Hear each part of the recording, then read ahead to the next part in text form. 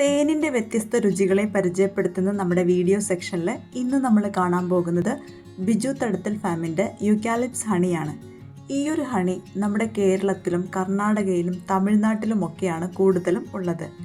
യൂക്കാലിപ്സ് honey കഴിക്കുന്നതിലൂടെ മൂത്രാശയ രോഗങ്ങൾ തടയുന്നതിനും പ്രതിരോധ ശേഷിക്കും ഹൃദയവുമായി ബന്ധപ്പെട്ട അപകട സാധ്യതകളെ കുറയ്ക്കാനും കഴിവുണ്ട്. അതുപോലെ തൊണ്ടയിലെ അണുബാധ അകറ്റാനും പ്രായത്തെ ചുരുക്കുന്നതിനുമൊക്കെയായി നമുക്ക് ഈ ഒരു ഹണി ഉപയോഗിക്കാവുന്നതാണ്.